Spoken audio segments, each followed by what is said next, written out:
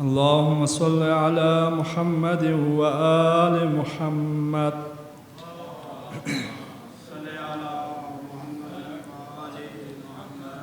بسم الله الرحمن الرحيم. عن جابر بن عبد الله الأنصاري عن فاطمة الزهراء عليه السلام بنت رسول الله صلى الله عليه وآله وسلم قال: سمعت فاطمة أنها قالت: دخل علي بي رسول الله في بعض الأيام فقال: السلام عليك يا فاطمة، فقلت: عليك السلام. قال: إني أجد في بدني ضعفا، فقلت له: أعيذك بالله يا أبتاه من الضعف. فقال: يا فاطمة، ائتيني بالكساء اليمان فغطيني به، فأتيته به وسرت أنظر إليه، وإذا وجهه يتلالأ كأنه البدر في ليلة تمامه وكماله، فما كانت إلا ساعة وإذا بولدي الحسن قد أقبل وقال: السلام عليك يا أماه، فقلت: وعليك السلام يا قرة عيني وثمرة فؤادي. فقال: يا أماه، إني أشم عندك رائحة طيبة كأنها رائحة جد رسول الله. فقلت: نعم، إن جدك تحت الكساء. فأقبل الحسن نحو الكساء وقال: السلام عليك يا جداه يا رسول الله، أتأذن لي أن أدخل معك تحت الكساء؟ فقال: وعليك السلام يا ولدي ويا صاحب حوضي، قد أذنت لك. فدخل معه تحت الكساء، فما كانت إلا ساعة وإذا بولدي الحسين قد أقبل وقال: السلام عليك يا أماه. فقلت: وعليك السلام يا ولدي ويا قرة عيني وثمرة فؤادي. فقال لي: يا أماه، إني أشم عندك رائحة طيبة كأنها رائحة جد رسول الله صلى الله عليه وآله. فقلت: نعم، إن جدك وأخاك تحت الكساء. فدنا الحسين نحو الكساء وقال: السلام عليك يا جداه، السلام عليك يا من اختاره الله، أتأذن لي أن أكون معكما تحت الكساء؟ فقال: عليك السلام يا ولدي ويا شافع أمتي، قد أذنت لك. فدخل معهما تحت الكساء. فأقبل عند ذلك أبو الحسن علي بن أبي طالب وقال: السلام عليك يا بنت رسول الله. فقلت: وعليك السلام يا أبا الحسن ويا أمير المؤمنين. فقال: يا فاطمة، إني أشم عندك رائحة طيبة كأنها رائحة أخي وابن عم رسول الله. فقلت: نعم، ها هو مع ولديك تحت الكساء. فأقبل علي نحو الكساء وقال: السلام عليك يا رسول الله، أتأذن لي أن أكون معكم تحت الكساء؟ وقال له: وعليك السلام يا أخي ويا وسيء وخليفتي وصاحب لوائي، قد أذنت لك. فدخل علي تحت الكساء، ثم أتيت نحو الكساء وقلت: السلام عليك يا أبتاه يا رسول الله، أتأذن لي أن أكون معكم تحت الكساء؟ وقال: وعليك السلام يا بنتي ويا بضعتي، قد أذنت لك. فدخلت تحت الكساء أخذ بي رسول الله بطرفي الكساء وأومى بيده اليمنى إلى السماء وقال اللهم إن هؤلاء أهل بيتي وخاصتي وحامتي، لحمهم لحمي ودمهم دمي، يؤلمني ما يؤلمهم ويحزنني ما يحزنهم. أنا حرب لمن حاربهم وسلم لمن سالمهم وعدو لمن عاداهم ومحب لمن أحبهم، إنهم مني وأنا منهم. فاجعل صلواتك وبركاتك ورحمتك وغفرانك ورضوانك علي وعليهم وأذهب عنهم الرجس وطهرهم تطهيرا.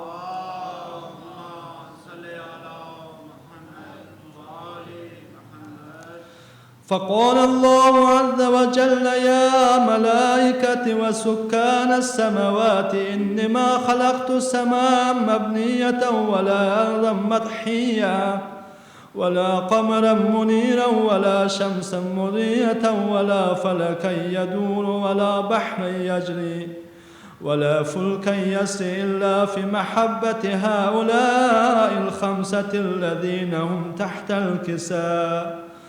فقال الأمين جبرائيل يا ربي ومن تحت الكساء؟ فقال عز وجل هم أهل بيت النبوة ومعدن الرسالة، هم فاطمة وأبوها وبعلها وبنوها.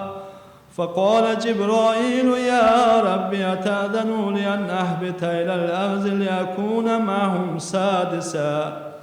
فقال الله نعم قد أذنت لك. فهبط الأمين جبرائيل وقال السلام عليك يا رسول الله.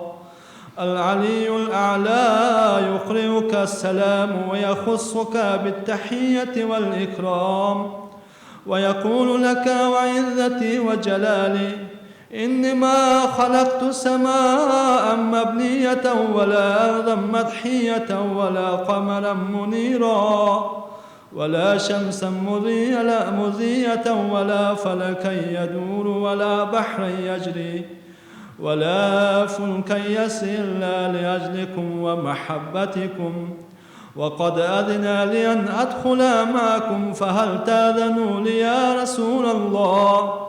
فقال يا رسول الله وعليك السلام يا أمين وحي الله، إنه نعم قد أذنت لك. فدخل جبرائيل معنا تحت الكساء فقال لي أبي إن الله قد أوحى إليكم يقول إنما يريد الله ليذهب عنكم الرجس أهل البيت ويطهركم تطهيرا.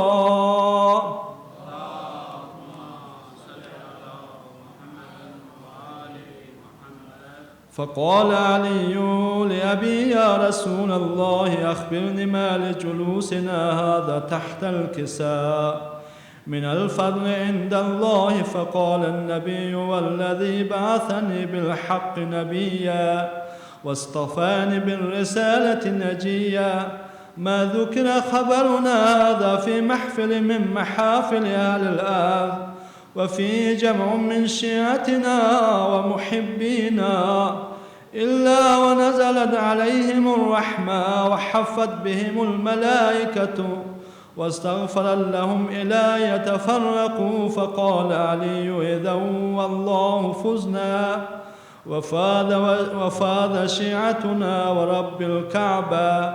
فقال النبي ثانيا يا علي والذي بعثني بالحق نبيا واصطفاني بالرسالة نجيا ما ذكر خبرنا هذا في محفل من محافل أهل الأرض وفي جمع من شيعتنا ومحبينا وفي مهموم إلا وفرج الله حما ولا مغموم إلا وكشف الله غما ولا طالب حاجة إلا وقضى الله حاجته. فقال علي إذن والله فزنا وسعدنا وكذلك شيعتنا فاذوا وسعدوا في الدنيا والآخرة ورب الكعبة.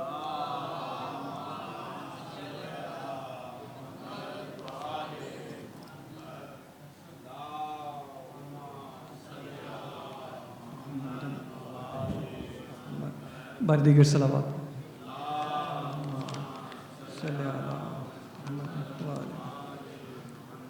یہ سلطان الذاکرین مرزا دبیر کا ایک مرثیہ ہے جس کے میں ایک بند صرف آپ کی خدمت میں ہدیہ کر رہا ہوں سلام کی اس میں.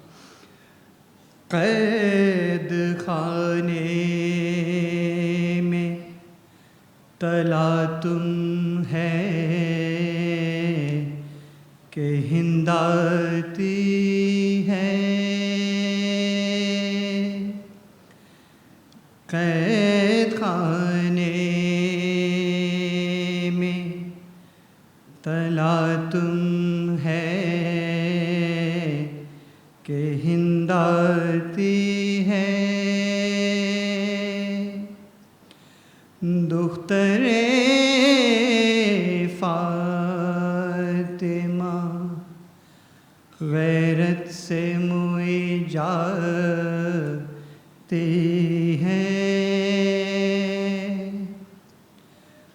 دختر فاطمہ غیرت سے موئی جاتی ہے،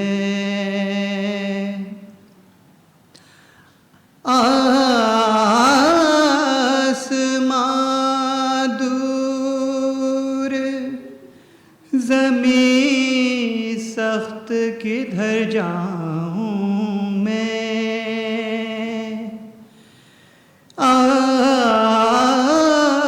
آسمان دور زمین سخت کدھر جاؤں میں، بیویوں مل کے دعا مانگو کہ مر جاؤں میں، بیویوں مل کے دعا مانگو کہ مر جاؤں میں، موت آتی ہی نہیں جان کھنچ جاتی ہے، قید خانے میں تلا تم ہے کہ ہند آتی ہے. بر محمد علیہ الصلوات.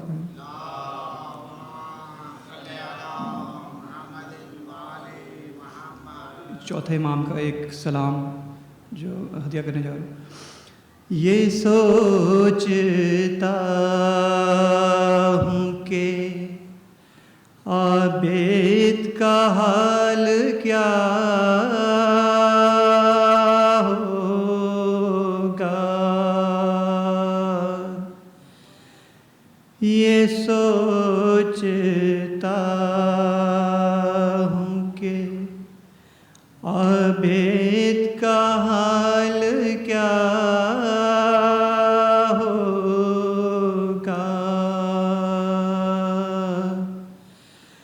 اسیر ہو کہ وہ جب شام میں گیا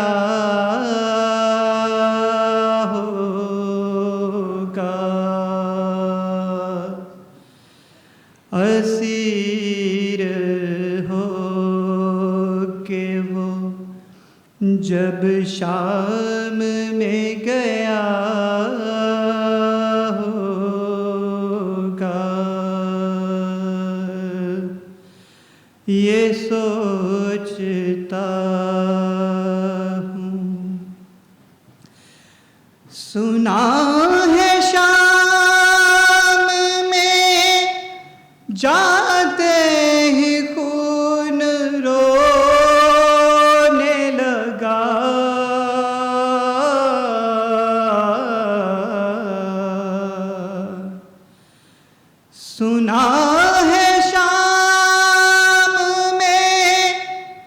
جاتے ہی خون رونے لگا،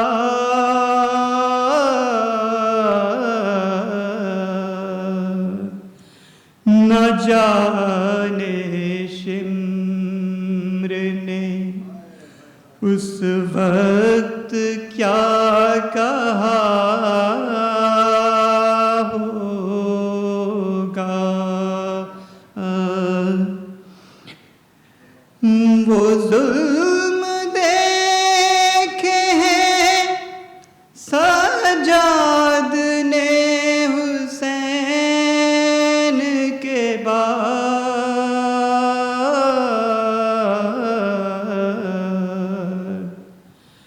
مجھے یقین ہے کہ اب تک بھی رو رہا ہوگا، گلے کے طوق نے عابد کو کیا جھکانا تھا،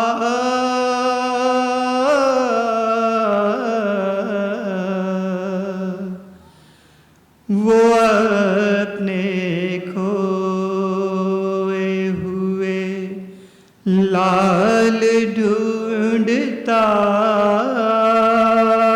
ہوگا،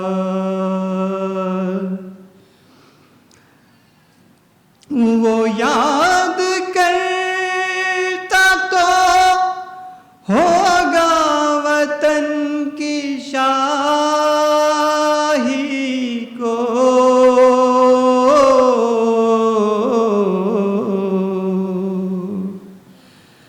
بہن کو دفن جو پردیس میں کیا ہوگا،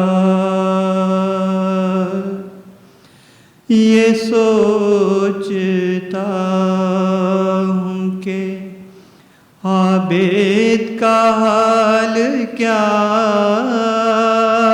ہوگا، یہ سوچتا ہوں کہ محمد والا محمد صلوات پڑھیں۔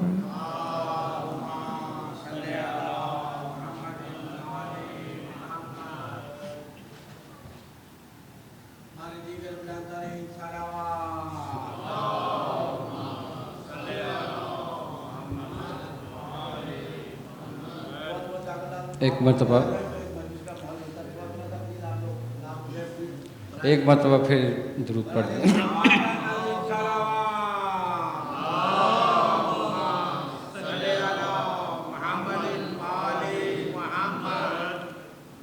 جب کبھی شام کے صحرا سے ہوا آتی ہے،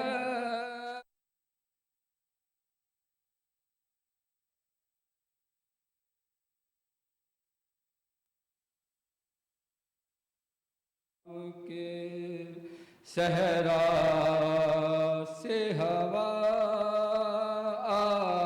آتی ہے،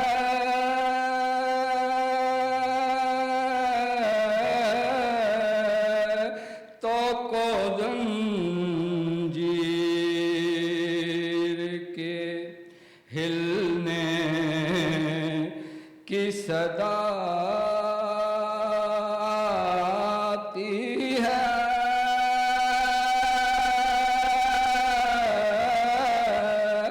جب کبھی شام کے مجھ کو بتلائے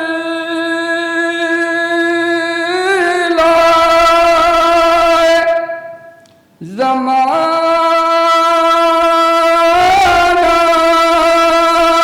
کسی بچے کی کہیں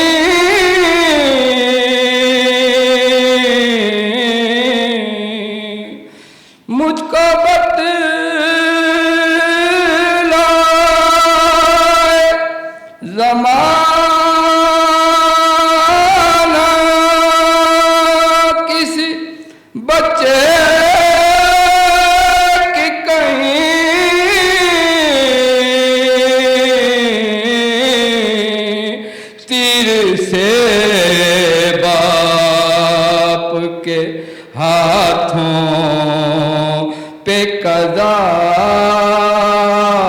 آتی ہے،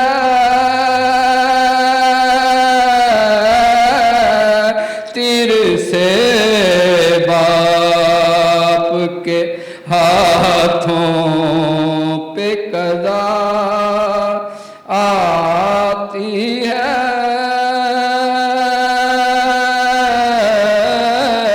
جب کبھی شام کے کیسے مجمع میں وہ بے پردہ حرم کو دیکھے،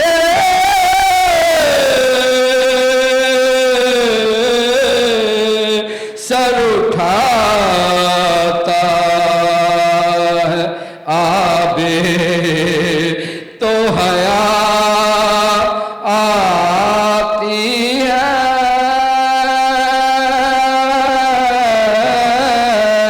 سر اٹھاتا ہے سارے آپاس جو نیزے پہ ٹھہرتا ہی نہیں،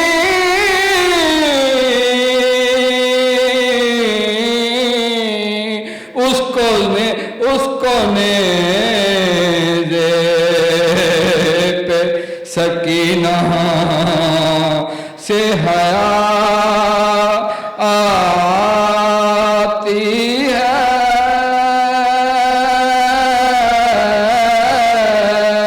جب کبھی شام کے صحرا سے ہوا آتی ہے، تو کو زنجی درود بر محمد۔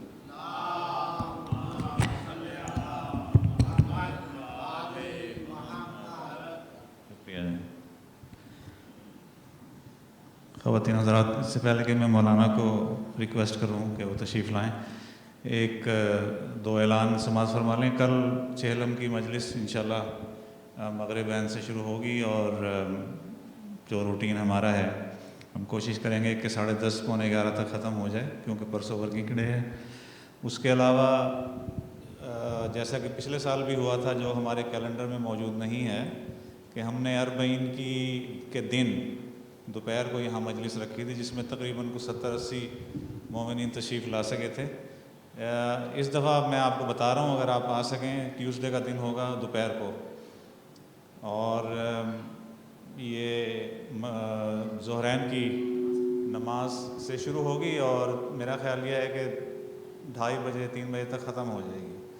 اگر آپ اپنے آفس یا اپنی مصروفیات سے کچھ ٹائم نکال کے یہاں پر تشریف لا سکتے ہیں تو برائے مہربانی ضرور آئیے۔ یہ ٹیوزڈے کا دن ہوگا، 24 دسمبر تاریخ ہوگی، اور ظہرین کی نماز کے بعد فوراً مجلس شروع ہوگی۔ زیادہ بڑی نہیں ہوتی، چھوٹی سی مجلس ہوتی ہے۔ انشاءاللہ اگلے سال ہم اپنے کیلنڈر میں بھی اس کو ڈال دیں گے، تاکہ آپ کو اس کا پہلے سے پتہ لگ جائے۔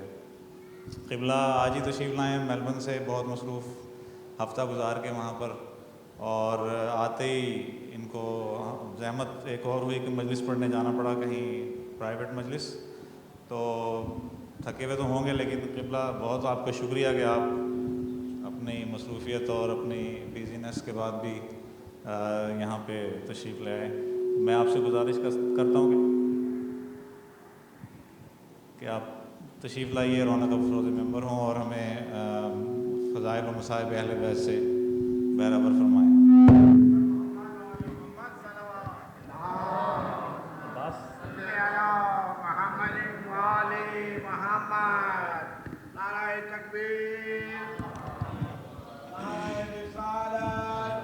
میں کرتا ہوں، ٹھیک ہے۔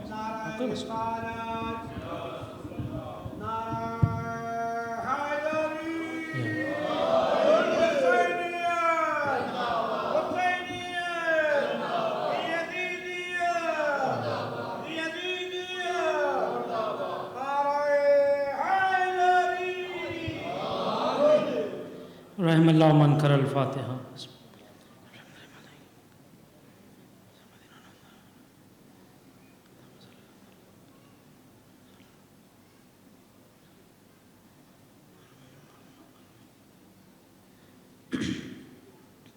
درود پڑھیں مل کر محمد والے محمد. اللہم صلی اللہ محمد صلی اللہ. اعوذ باللہ من الشیطان الرجیم. بسم اللہ الرحمن الرحیم. الحمدللہ الذی اول بالاول والآخر بلا یکون آخر. اللہم صلی اللہ سیدنا مولانا صاحب التاج والمراج والبراق والعلم سید العرب والعجم جسم مقدس معطر مطہر منور فی البیت والحرم واللہ عاصمہ والبراق مرکبہ والمراج سفرہ فی السدرۃ المنتہى مقامہ وقاب قوسین مطلوبہ والمطلوب مقصود والمقصود موجود وشمس الضحى بدر الدجى صدر الاولیٰ نور الہدی وکہف الورى سید الثقلین بالحرمین امام القبلتین محبوب رب المشرقین والمغربین جد الحسن والحسین مولانا مولا الثقلین بالقاسم محمد صلی اللہ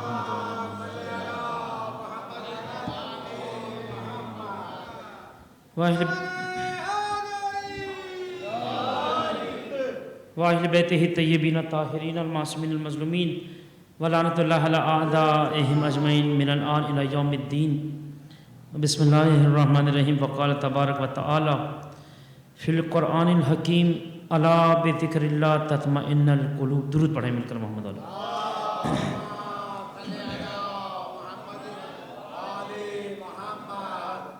عزیز محترم، جس طرح اطہر بھائی نے فرمایا کہ میں سفر سے آیا ہوں، مجھ سے زیادہ تھکے ہوئے میرے برادران عمران بھائی اور یہ جاوید بھائی اور دیگر عزادار دوستان جو مسلسل دو راتوں سے جاگے ہوئے، اور آج بھی ان کو میں یہاں دیکھ کر تعجب کر رہا ہوں کہ پروردگار ان سب کی توفیقات میں اضافہ کرے اور آپ سب کی محبتوں کو انشاءاللہ قائم و دائم رکھیں انشاءاللہ. اور میں ایک چھوٹی سی ایک میسیج میں آپ کو دینا چاہوں گا. دیکھیں، یہ امام حسین کا عزا خانہ ہے، اور جب انسان عزا خانے کے اندر قدم رکھتا ہے بہت معذرت کے ساتھ، تو اپنے دل کے بتوں کو باہر رکھ کر آنا چاہیے. جی، انا پرستی، شہرت پرستی یا میں کیا کہہ رہا ہوں، اس سے صرف نظر کر دیں. یقین کریں، اگر آپ نے اس عزا خانے کی عزت کی، حسین ابن علی آپ کی عزت کرائے گا. جی، یعنی جو بی بی زہرا کے لال کی عزت کے خاطر کسی عزا خانے کی عزت کرتا ہے تو بی بی زہرا اس کو عزت دیتی ہیں.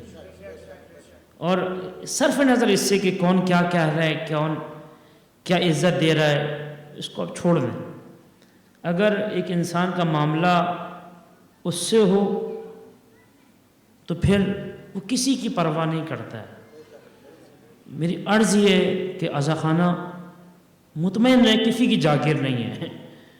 یہ جاگیر بی بی زہرا سلام اللہ علیہ. جی، اب جس کی جاگیر میں آپ آ رہے ہیں آپ اس کو راضی کر لیں، بس تمنا یہ ہونا چاہیے. اور اپنے لب و لہجے سے، اپنی زبان سے، اپنی گفتار سے، اپنے عمل سے کوشش کریں کہ اگر آپ کو کوئی زحمت یا تکلیف اٹھانی پڑ رہی ہے تو کوئی مسئلہ نہیں، آپ برداشت کریں، اپنا دل آپ بڑا رکھیں. جی، عزادار کا دل بہت بڑا ہوتا ہے. یعنی عزادار اصل میں ایک عاشق ہوتا ہے. جب ایک عاشق اپنی معشوق کی ملاقات کے لیے نکل رہا ہو تو اس کو زمانے کے سرد اور گرم کی کوئی پرواہ نہیں ہوتی ہے. موسم ٹھنڈا ہے، گرم ہے، کھانے کو مل رہا ہے، نہیں مل رہا، اس کو پرواہ نہیں ہوتی ہے. وہ عاشق ایک عزادار کے روپ میں جب قدم اٹھا رہا ہوتا ہے، اب یقین کریں کہ پھر میں اپنے عقیدے کی بات کر رہا ہوں. جب ایک عزادار عزا خانے اور مجلس کے لیے جب قدم اٹھاتا ہے، میرا دل یہ کہتا ہے کہ حدیث پیغمبر ہے کہ جو طلب علم کے لیے طالب علم قدم اٹھاتا ہے، فرشتے اس کے پیروں تلے اپنے پر بچھا دیتے ہیں. تو آپ علم حاصل کرنے آ رہے ہیں، آپ مصائب امام حسین سننے آ رہے ہیں، اور یہ مصائب کی راتیں ہیں، یہ فضائل کی راتیں نہیں ہیں عزیزان محترم. یہ 2 راتیں بڑی قیامت کی راتیں ہیں. جی، تو یہ بڑے مصائب کی راتیں انشاءاللہ. یعنی میں یہ چاہوں گا کہ میں تو چلا جاؤں گا، لیکن میری خواہش یہ کہ اس کے بعد جو آپ لوگ سفر شروع کرنے والے ہیں، ایک بہت بڑا ایک پروجیکٹ محمدی ویلفیئر کا جو شروع ہونے والا ہے، اس میں آپ اپنی عزتوں کو، اپنے نفس کو پیچھے چھوڑ دیں، اپنے بہت بڑا سفر کرنا ہے انشاءاللہ، اور کوشش یہ کرنا ہے کہ کسی طرح حسین کی ماں زہرا کو راضی کرنا. درود پڑھیں مل کر محمد والے محمد، اللہم صلی اللہ علیہ وسلم. عظیم محترم پروردگار عالم نے فرمایا الا بذکر اللہ تطمئن القلوب. اللہ کا لفظ استعمال کیا، اور اللہ لفظ تنبیہ ہے زبان عرب میں، کسی کو متوجہ کرنے کے لیے. اگر کوئی سو رہا ہے اس کو جگانے کے لیے کہا جاتا ہے اے ہلو، یعنی اس طرح کے الفاظ ہم اپنی عام زبان میں استعمال کر رہے ہوتے ہیں. ایک ایسا انسان کہ جو متوجہ نہ ہو، اس شخص کو کہ جو متوجہ نہیں ہے اس کو متوجہ کرنے کے لیے عرب لفظ الا کا استعمال کرتے ہیں. پروردگار عالم قرآن کریم کی اس آیت میں لفظ الا، الف لام الف الا، اے یعنی بیدار کر رہا ہے، متنبہ کر رہا ہے، متوجہ کر. الا بذکر اللہ تطمئن القلوب، کہ دل مطمئن ہوتے ہیں ذکر پروردگار کے ذریعے. یعنی آپ دیکھیں انسان جب پریشان ہوتا ہے، چاہے وہ مالی لحاظ سے ہو چاہے بیماری کے لحاظ سے، تو اپنے اندر ضعف اور کمزوری محسوس کر رہا ہوتا ہے.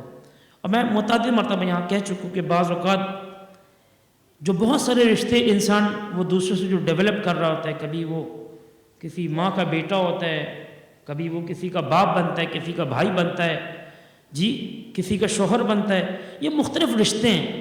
لیکن یقین جانیں بعض منازل ایسی آتی ہیں کہ ہر رشتہ ٹوٹتا ہوا نظر آتا ہے.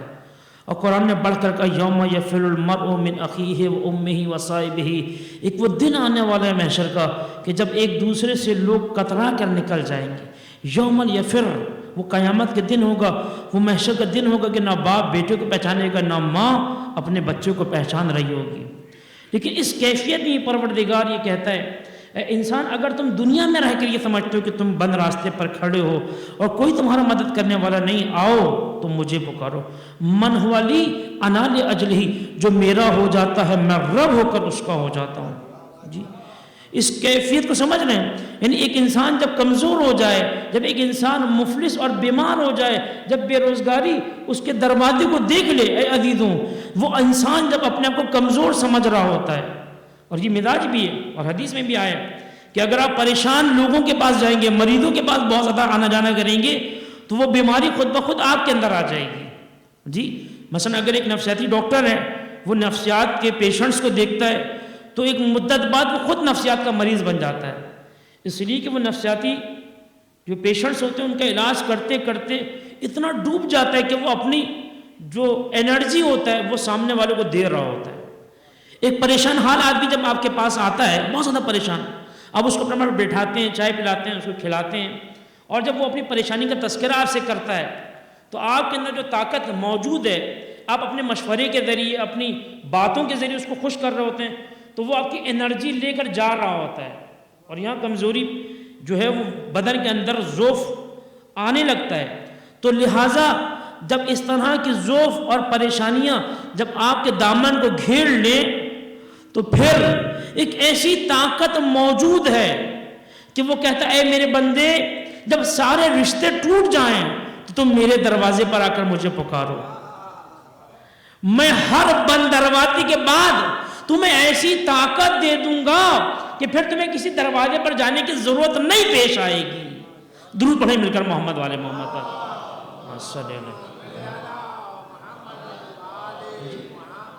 جی آپ توجہ کریں، یعنی بعض لوگ یہ سمجھتے ہیں کہ ہم گانا بجا کر، گانے سن کر، موسیقی سن کر جو ہے وہ اپنے دل کو بہلا لیں. بعض لوگ کرتے ہیں، بعض جوان بڑی معذرت کے ساتھ.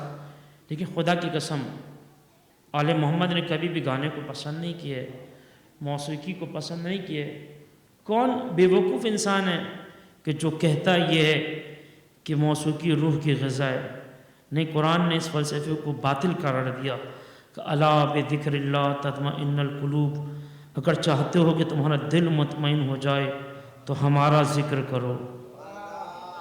ہم تمہارے دل کو اتنا زندہ بنا دیں گے کہ شاید ممکن ہے کہ تم مر جاؤ لیکن تمہارا یہ دل ہمیشہ کے لیے تابندہ رہے گا. اس لیے کہ جس دل میں پروردگار کی محبت ہوتی ہے تو معصوم نے فرمایا القلب حرم اللہ، یہ دل نہیں ہے بلکہ حرم پروردگار ہے. لا تسکن فی حرم اللہ غیر اللہ، خبردار اس حرم پروردگار میں غیر خدا کو جگہ نہ دینا. اور یہ حدیث قدسی ہے کہ پروردگار عالم جناب داؤد کو بڑھ کر آواز دیتا ہے یا داؤد فخلا بیتن، اے میرے نبی داؤد میرے لیے ایک گھر کا بندوبست کیجئے، ایک گھر کو خالی کیجئے. داؤد نے فرمایا یا ربی مقاموں کا اعلی و اجل، اے پروردگار تیرا مقام اس سے بہت بلند ہے کہ میں تیرے لیے کسی گھر کا بندوبست کروں. کہ نہیں اے داؤد ہم کسی زمینی گھر کی بات نہیں کرتے، فخلا قلبن، اے داؤد تم اپنے دل کو خالی کر دو، ہم تمہارے دل میں آ کر ٹھہرنا چاہتے ہیں. جی یہی وجہ ہے کہ جب اس کیفیت کو علی جیسا امام محسوس کرتا ہے تو بڑھ کر آواز دیتے انا عبدکا ذلیل حقیر. اللہ اکبر. یہ لفظ ذلیل کیا ہے اے عزیزوں؟ ذلیل کے معنی کیا ہے؟ دیکھیں ذلیل کے معنی کیا ہے، یعنی علی کہہ رہے ہیں کہ پروردگار یعنی اپنی تمام فضائل سننے کے بعد، اپنے کمالات سننے کے بعد علی سجدے میں جا کر رب سے متوجہ ہو کے گفتگو کر رہے ہیں اے پروردگار میں تیرا ضعیف انسان ہوں، میں تیرا ذلیل انسان ہوں. بھائی ضعیف کے مقابلے میں کون آتا ہے؟ طاقتور. اور ذلیل کے مقابلے میں عظیم آتا ہے.